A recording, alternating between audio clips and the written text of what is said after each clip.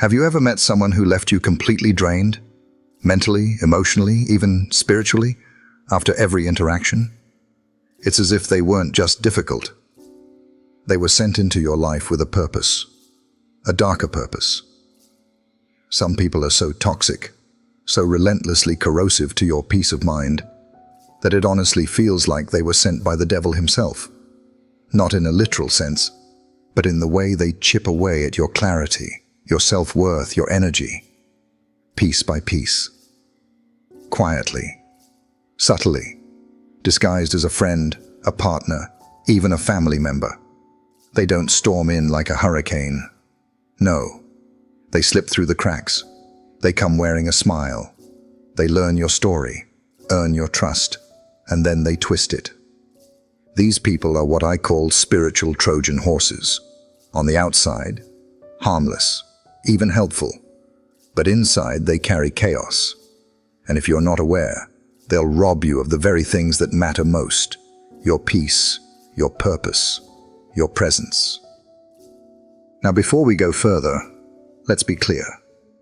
Not everyone who disagrees with you or challenges you is toxic. Real growth often comes from honest disagreement. Stoic wisdom teaches us that discomfort is part of the path to virtue. But there is a difference between someone who sharpens you and someone who shatters you.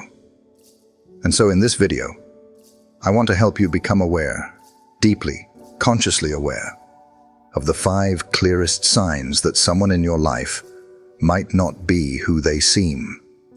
Not to create paranoia, not to demonize, but to protect your peace, to help you reclaim your energy, to remind you that your soul was not made to be a battlefield for someone else's dysfunction. Marcus Aurelius once wrote, "You don't have to turn this into something. It doesn't have to upset you." That's the essence of Stoicism. We can't always control who walks into our lives, but we can control who stays. We can choose who gets access to our hearts, our minds, and our time. So let me ask you this. Have you ever felt anxious before even receiving a message from someone? Do you find yourself constantly second-guessing your worth after spending time with them? Are you exhausted not because life is hard, but because someone near you is draining it? If your answer is yes to any of these, stay with me. What we're about to uncover might give you the clarity you've been needing for years. By the end of this video, you won't just know the signs. You'll understand why these patterns happen and how to step into your own power with courage, boundaries, and peace. Because you deserve peace. Not just quiet, but real, grounded, soul-deep peace. Let's begin. Sign 1. They encourage you to sin. Sometimes, the most dangerous people in our lives don't come with warning labels. They don't yell, they don't threaten, and they rarely look like villains. In fact, they often come wrapped in charm, wit, a sense of adventure, maybe even love. But listen closely, because not all encouragement is rooted in goodness. One of the clearest signs that someone may be a destructive influence, sent not to build your spirit but to quietly sabotage it, is this. They encourage you to sin. Now, I don't just mean sin in the strict religious sense, although for some of us that absolutely applies. I mean any choice that leads you away from your highest self, that numbs your clarity, that blinds your purpose, that poisons your peace. And the way they do it, it's rarely obvious. They're not shouting, "Go ruin your life." No, they're more clever than that. They'll say things like, "Come on, just one drink. Don't be so uptight.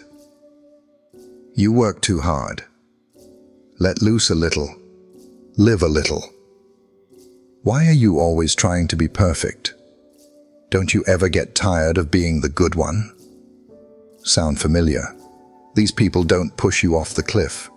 They cheer you on while you're standing at the edge, doubting your balance. Let me tell you a story.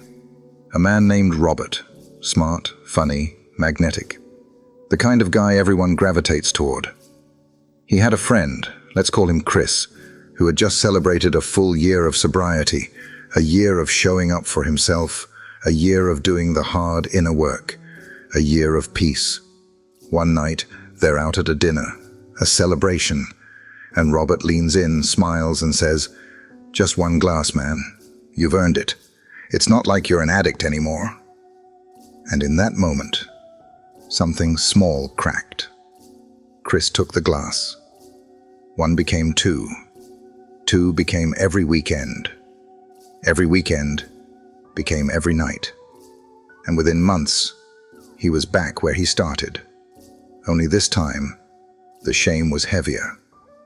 Robert didn't force him. He didn't make him relapse. But he encouraged the decision that unraveled the discipline Chris had worked so hard to build. This is what I mean. They don't destroy your temple. They hand you the hammer and laugh as you swing it. Why do people like this behave this way? Sometimes it's insecurity. Your discipline reminds them of their lack of it. Sometimes it's guilt. Misery loves company. And sometimes it's control. If they can influence your choices, they feel powerful, even if it's only in the shadows.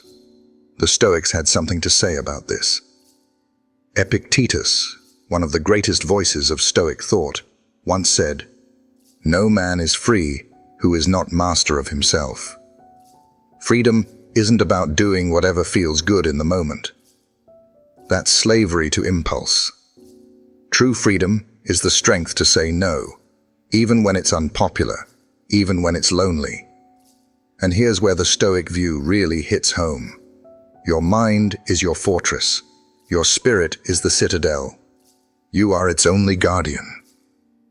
Would you leave the gates of your home open for someone who smiles while setting fires inside? Because that's what happens when we let others decide our standards, our limits, our values. Now I want you to ask yourself, who in your life downplays your efforts to grow? Who encourages the behaviors you've outgrown? Who makes you feel boring for choosing peace over chaos? And more importantly, why are they still in your life? One of the hardest truths you'll ever accept is this. Not everyone clapping for you wants you to win. Sometimes they're applauding the version of you that's easiest for them to control. But here's the good news. You don't owe anyone your self-destruction, not even in the name of friendship, not even in the name of fun. Your peace is sacred. Your growth is non-negotiable. So what can you do? Set boundaries. Let people know what you do and don't tolerate. Not with anger, but with clarity. Decline invitations that lead you backward. You don't have to explain your healing to someone who's invested in your harm. Walk away if necessary. Some people will never understand the path you're on, and that's okay. They don't need to walk it. But they don't get to block it either. Remember, you're not being too strict. You're being free. You're not being too serious.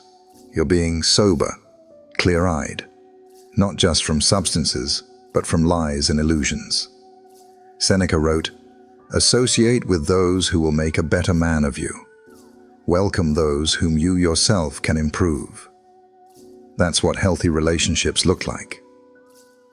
Mutual growth, respect for values, not manipulation of them. So I leave you with this. There will always be people who try to convince you that your standards are a prison. But don't be fooled. Those standards, they're your wings. They keep you light, focused, awake. Anyone who tries to pull you down from that flight was never meant to fly with you. Let them go. Sign 2. They invalidate your feelings, control you through manipulation. Not all harm is loud. In fact, some of the most destructive people you'll ever meet won't scream at you, insult you, or raise a hand. Instead, they'll smile. They'll speak softly.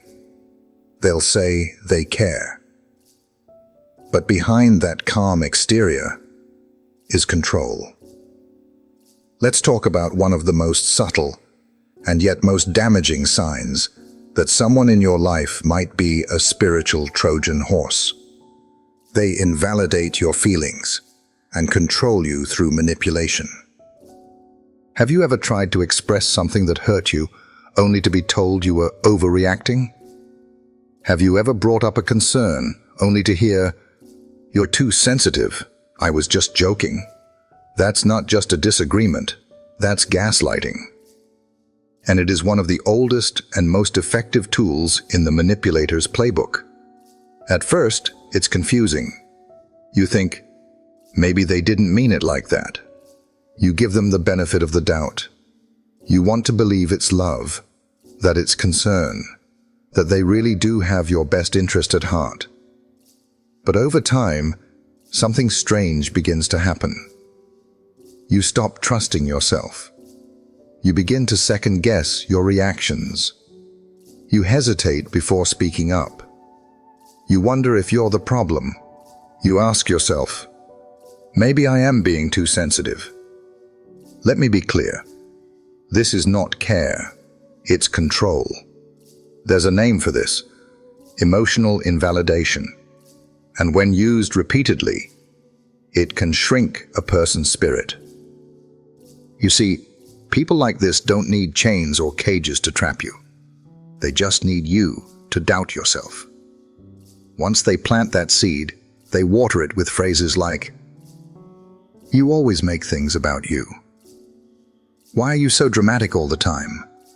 "No one else has a problem with me, only you." Little by little, they disconnect you from your inner compass.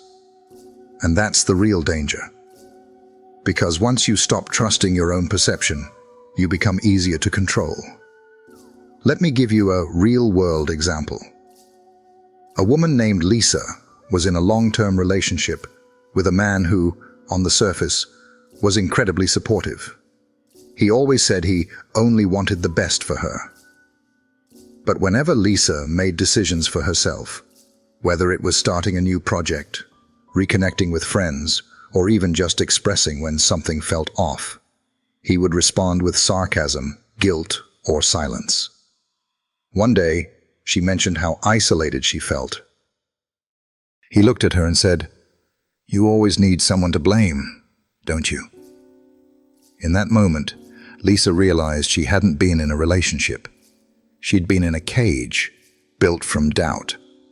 And here's what's so twisted. The manipulator often frames themselves as the victim, and you as the ungrateful one. That reversal keeps you stuck. You start working harder to earn back their approval, not realizing that the game was rigged from the beginning. This is not just emotional dysfunction. This is psychological warfare. And it has one aim: to make you feel small, uncertain, and dependent. Now let's look at this through the lens of Stoic philosophy. The Stoics believe that the mind is the only true domain over which we have control. Everything external, money, reputation, relationships, those are fleeting. But how we interpret events, that is ours. Marcus Aurelius wrote, "If someone does wrong, it is because they are mistaken about what is good. Do not add to their mistake by losing yourself." In other words, guard your mind. Protect your perception. Do not allow someone else's confusion to become your truth. When someone constantly tells you that your feelings are invalid, what they're really doing is trying to colonize your inner world. Don't let them. The Stoics would say, hold the line. Trust your reason. Honor your perception, even when others try to twist it. So what can you do when you spot this kind of manipulation? Here's what I've learned, and what I wish someone had told me years ago. 1. Name it. If someone constantly dismisses your emotions or flips blame onto you, That's not just a personality trait. That's manipulation. Don't sugarcoat it. 2. Trust your gut. If something feels wrong, it usually is. The body remembers what the mind tries to excuse. 3. Rebuild your boundaries. You are not selfish for protecting your peace. You are not too much for wanting respect. Those are basic human needs. 4. Surround yourself with people who respect your reality.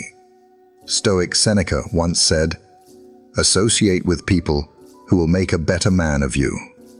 Choose people who strengthen your clarity, not those who fog it up with guilt. Let me ask you, when was the last time someone really heard you? Do you feel safer after a conversation with them, or more confused? Are you allowed to grow around them, or only allowed to stay the same? These questions aren't easy, but they're necessary. Because one of the most tragic things we can lose is trust in ourselves. But here's the good news. You can rebuild that trust. It starts with giving yourself permission to feel what you feel. It starts with saying, "That hurt me, and I'm allowed to say so." It starts with recognizing that love should not require the erasure of your voice. And if someone in your life consistently undermines that voice, you owe them nothing. Not a conversation, not a second chance, not one more day of your peace. Because here's what I believe, and what Stoic wisdom confirms. You are not fragile for feeling. You are not weak for needing space. You are not wrong for walking away. You are strong for standing your ground. You are wise for protecting your mind. You are free when you no longer need to shrink to be accepted. So if you've been made to feel too sensitive, too emotional, or too much, let this be your reminder. You are not too much. You've just been surrounded by people who give too little. Let them go and return to yourself. Sign 3. They sow discord, division. Have you ever noticed that the room always feels heavier after a certain person walks out? Not because they shouted or slammed a door, but because they whispered their way into people's minds and left behind tension that wasn't there before. You see, some people don't destroy peace with force. They do it with precision. They sow division, and they do it quietly. This is the third sign of a spiritually destructive person. They create discord, subtly, systematically, intentionally. They don't look like saboteurs. They often come across as the helpful one, the one who just wants to make sure everyone's on the same page. But make no mistake, they are masters of manipulation, specifically of triangulation. Now, what does that mean? Triangulation is when someone inserts themselves between two other people, not to help, but to control the narrative. They might say things like, "Hey, just between us, I think you should know what they said about you. I probably shouldn't be telling you this, but you deserve the truth. I'm just trying to protect you." Sounds noble, right? But their goal is not truth. It's not protection. It's power. The power to be seen as the indispensable advisor. The person who holds all the cards. The only one you can really trust. They thrive by creating cracks in relationships and then positioning themselves as the glue. But it's glue laced with poison. Let me share a real-world example. A man named Daniel worked on a nonprofit team with 5 other leaders. Everything functioned smoothly, until a new person, Nick, joined. Nick was friendly, attentive, and always seemed to know everything before anyone else did. But within 3 months, the team dynamic had changed. People started second-guessing each other. Trust eroded. Private conversations were being referenced in strange ways.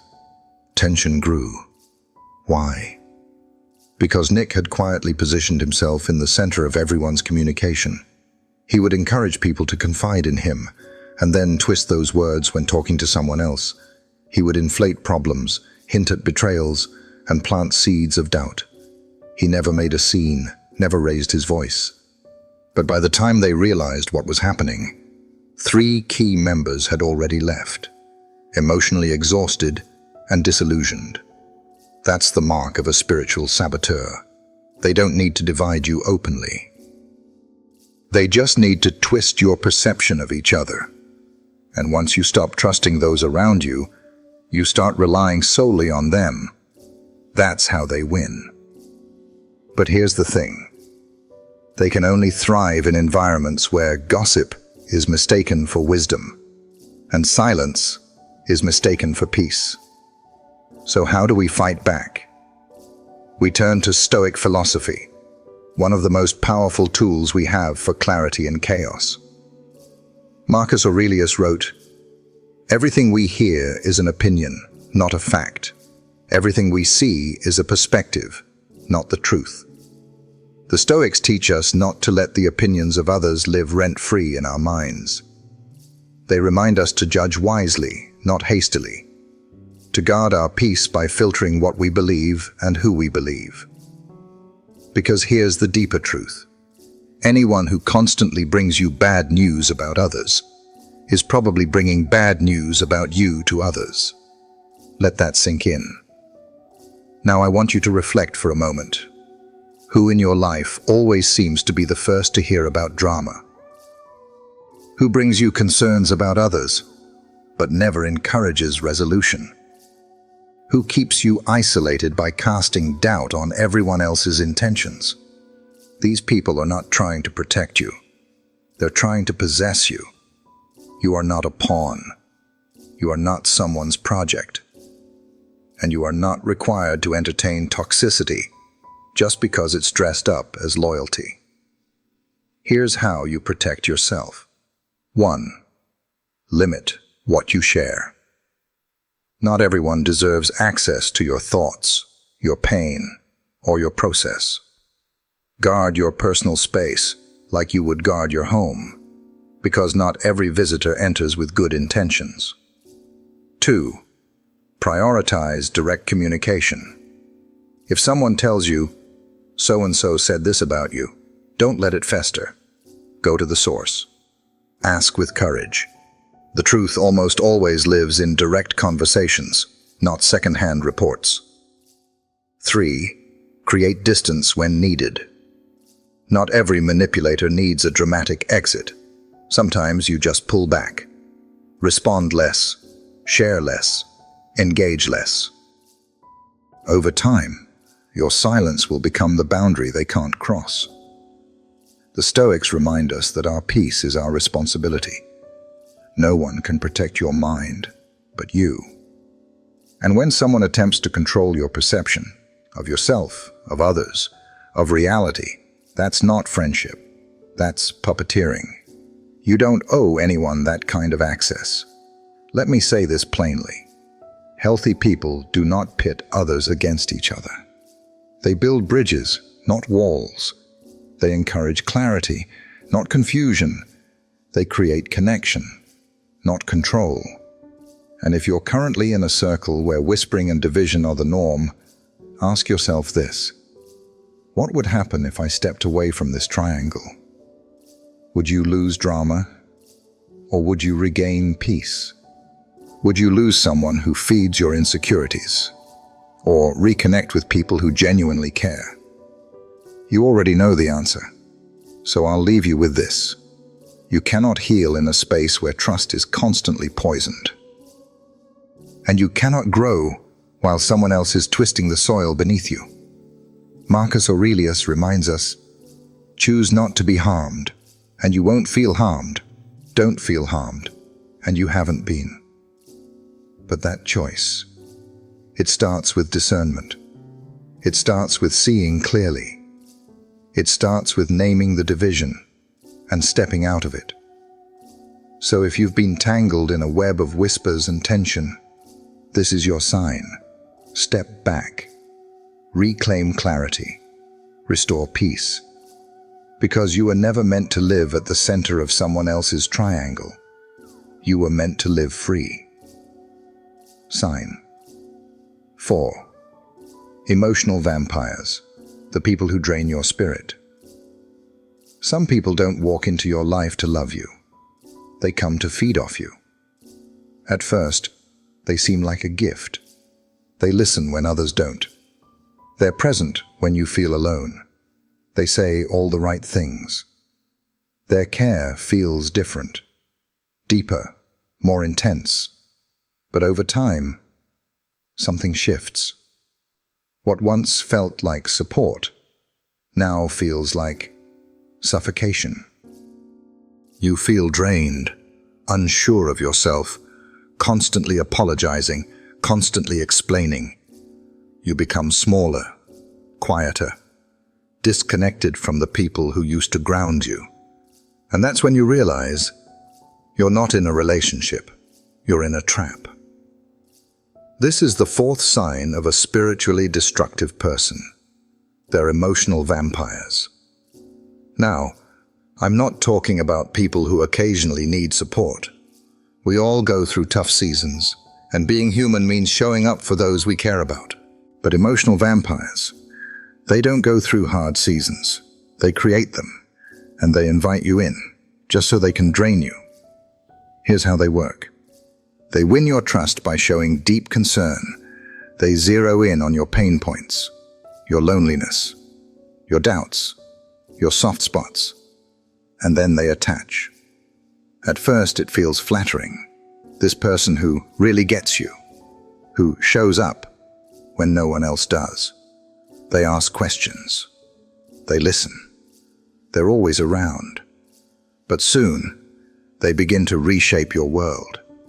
They subtly criticize the people you love. They raise questions like, why doesn't your sister ever check on you? Have you noticed how your friends don't really understand you? I'm the only one who's always there, aren't I? And just like that, they isolate you. You're no longer choosing their presence. You're relying on it. Let me tell you a story. There was an elderly woman named Carol.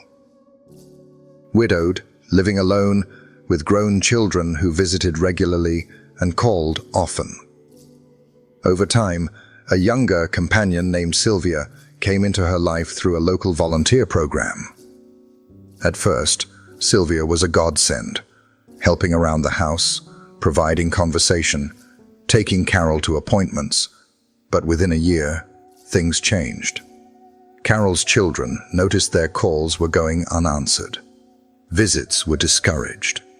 Sylvia would say things like, "Your mother is resting," or "She gets so stressed after your calls."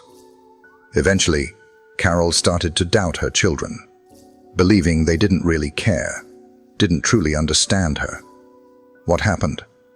Sylvia had slowly turned care into control, affection into isolation, trust into dependency. That's the power of an emotional vampire. They don't just take your time or attention. They steal your clarity. They hijack your identity. They dim your self-worth. And what's worse? They make you believe you need them. Because in their world, love isn't about mutual support. It's about possession. They keep you emotionally exhausted, so you're too tired to question their grip on you. The Stoics had a name for this kind of entanglement. They called it attachment to externals.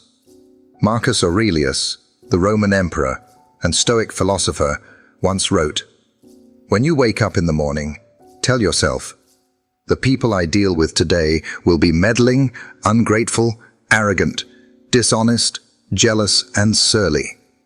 They are like this because they cannot tell good from evil." Now, that might sound harsh, but it's not cynicism. It's clarity. The Stoics believed that if we could see people as they truly are, not as we hope they'll be, we can protect our peace. That includes recognizing when someone's version of care is actually control dressed as kindness. So how do you protect yourself from emotional vampires? Let me offer you some hard-earned, Stoic-backed wisdom. 1. Practice brutal honesty about your relationships. Not every kind person has kind motives. Ask yourself, do I feel stronger or weaker after spending time with them? Do they support my relationships or subtly sabotage them? Am I allowed to grow or only allowed to stay where they need me? If the answer is uncomfortable, lean in. Clarity begins with courage. 2. Pay attention to your energy. Stoic philosopher Epictetus taught that we must be the guardians of our inner world. If someone consistently leaves you feeling anxious, tired, or confused, it's not just bad vibes. It's your soul warning you, this isn't safe. 3. Step back when necessary. You don't need a dramatic confrontation, you just need space. Less access, fewer explanations. Time to think without their voice echoing in your head. It's not cruel, it's wise. And wisdom, as the Stoics remind us, is the foundation of peace. Now, I want to ask you something personal.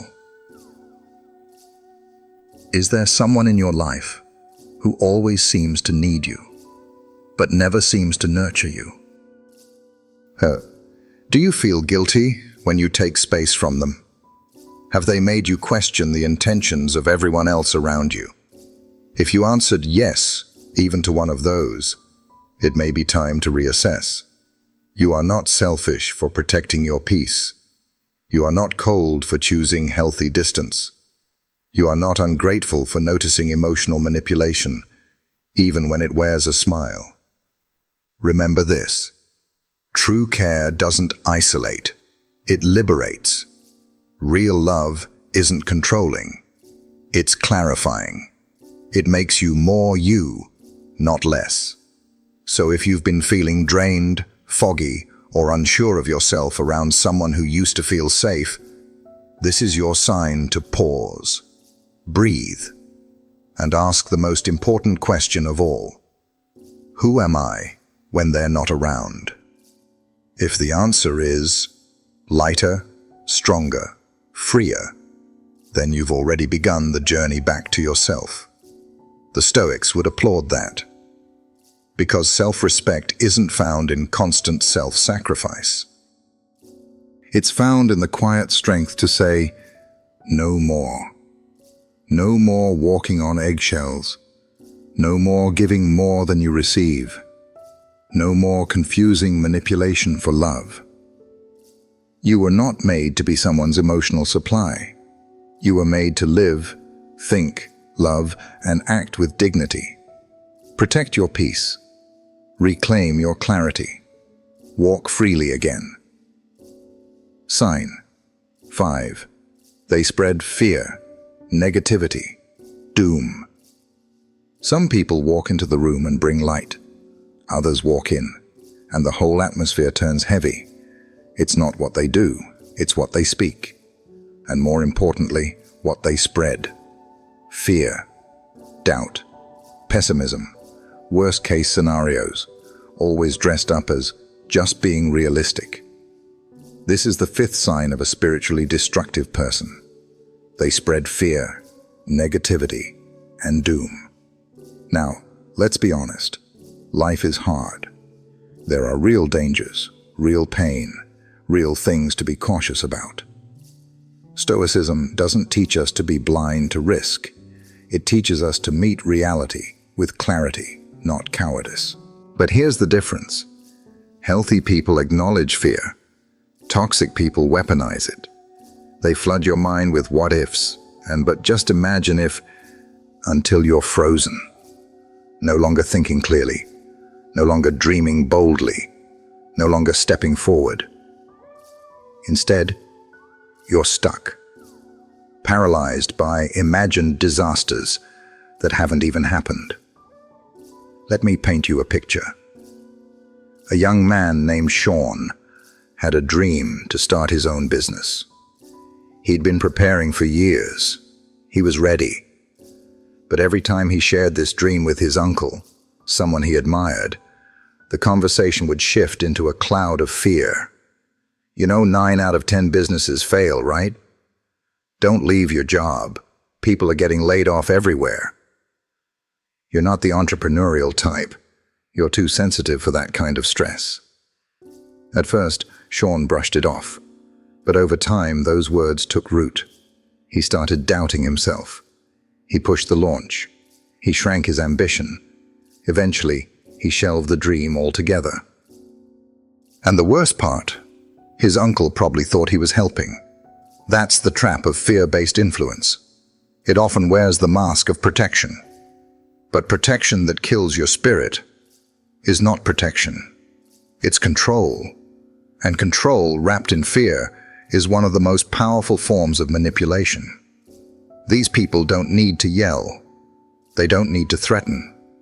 They simply redefine your world until every path looks dangerous. And the only safe place is under their advice. And before you know it, you're living a life that's technically safe, but completely disconnected from courage, purpose, and joy. Now, Stoic philosophy gives us a powerful insight here. Marcus Aurelius wrote, "The soul becomes dyed with the color of its thoughts." Let that sink in. Whatever thoughts we allow to linger eventually shape who we are. If you're constantly surrounded by fear, you begin to shrink. If you're constantly fed negativity, you begin to forget hope. If you're always hearing about doom, you begin to live like disaster is inevitable. And the most tragic part?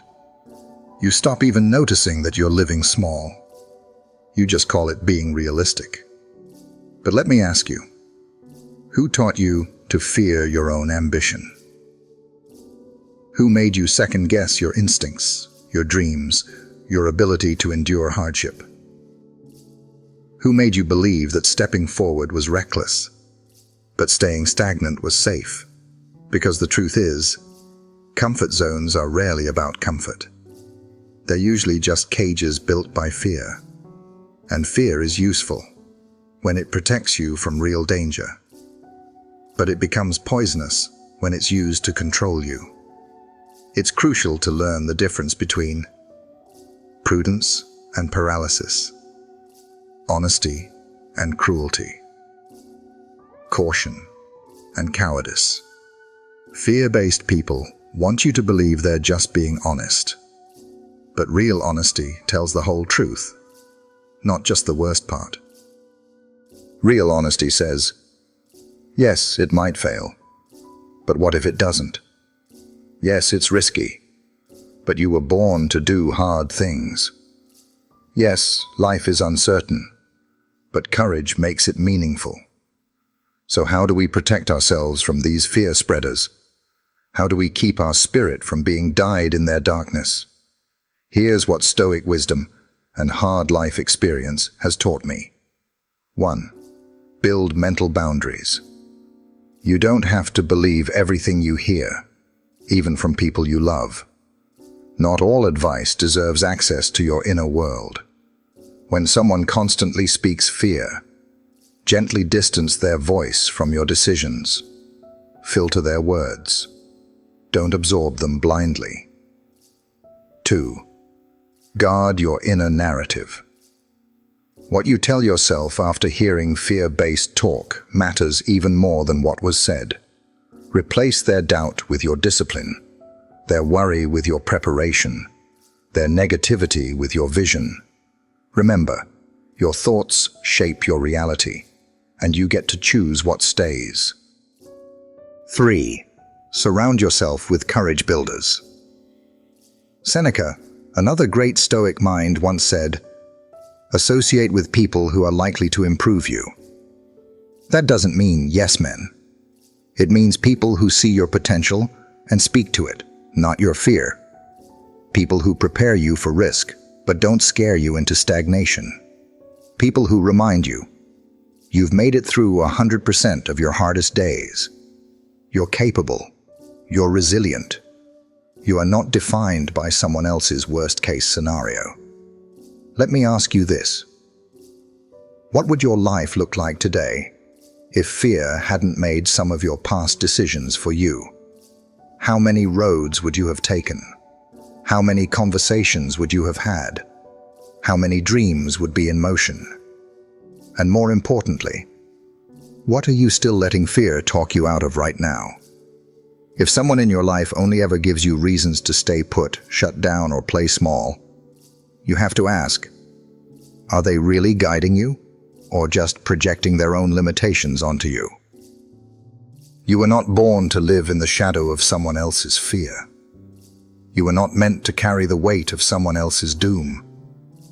You were made to move forward, to stand in courage, even when the outcome is unclear, to speak with purpose, even when your voice shakes, to try, and maybe fail, but to live fully.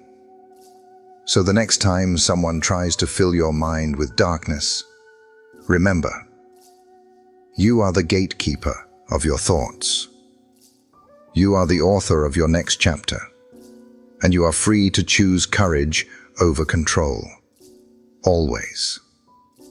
If you've made it this far, let me say something clearly, something you might need to hear out loud. You are not crazy. You are not too sensitive. You are not imagining things. Sometimes, the chaos in our lives doesn't come from within. Sometimes, it's who we've allowed too close.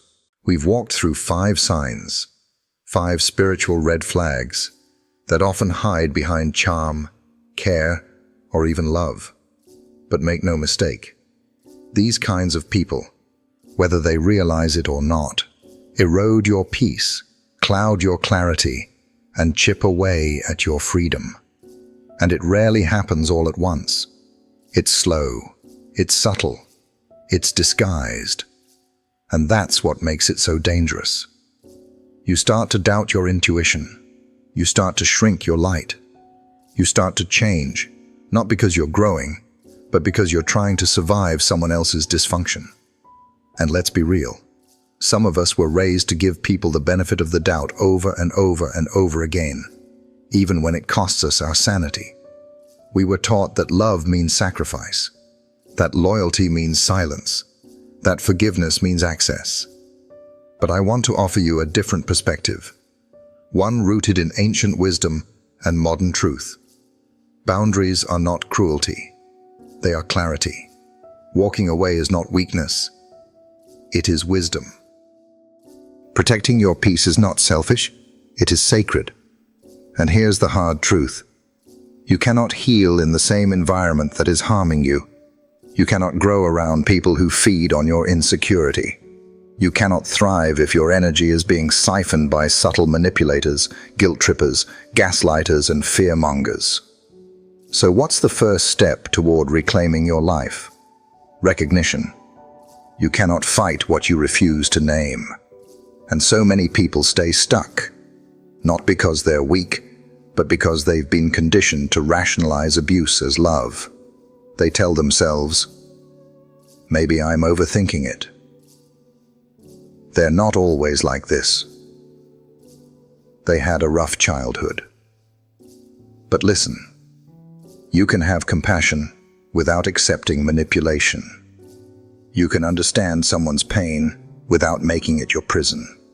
You don't need to demonize them to walk away. You just need to stop sacrificing your peace at the altar of someone else's wounds. Now this is where the Stoics come in. And I love this part, because Stoicism isn't just a philosophy for monks in robes or Roman emperors sitting on thrones. It's for us, here, today, in the mess of modern relationships, in the weight of emotional confusion, in the spiritual war zones we sometimes call home, work, or love. The Stoics taught that we don't control others, but we do control ourselves. Marcus Aurelius said, "You have power over your mind, not outside events. Realize this, and you will find strength." And that's what I want you to leave with today. Not fear, not paranoia, but strength. The strength to trust your intuition again. Say no without guilt. Stop apologizing for your boundaries. And choose people who don't require you to betray yourself just to keep them comfortable. Let me ask you, what would your life look like if you stopped negotiating with manipulators? What kind of peace would you feel if you no longer had to explain your worth to someone committed to misunderstanding it? What kind of freedom would open up if you gave yourself full permission to walk away from anyone who makes your soul feel smaller? That's not fantasy. That's not a someday scenario. That can start today, right now. Because you deserve more than survival. You deserve dignity. You deserve rest. You deserve relationships that nourish you, not drain you. Let this be your reminder. You are not here to be someone's emotional punching bag. You are not here to tiptoe around manipulative behavior. You are not here to shrink so someone else can feel bigger. You were made for peace. You were made for clarity. You were made for freedom. So here's my final call to action. Stay vigilant. Pay attention to the patterns, not just the apologies. Stay strong. You don't need their approval to choose your healing. Reject manipulation, even when it's wrapped in love, concern, or loyalty. Choose peace over people-pleasing. Every single time. And if no one's told you this lately, I believe in your ability to rise, to choose yourself, to break the cycle. Not because it's easy, but because it's necessary. You don't need to fight every battle. You just need to walk away from the ones that were never yours to begin with. That's stoicism. That's strength. That's freedom. And that is your next chapter. If this message resonated with you, don't just sit with it. Act on it. Protect your peace. Set the boundary. Walk away if you must. And if you're on a journey of healing, clarity, and self-mastery, subscribe to this channel. We're building something here, a space for strength, truth, and freedom. Thank you for watching.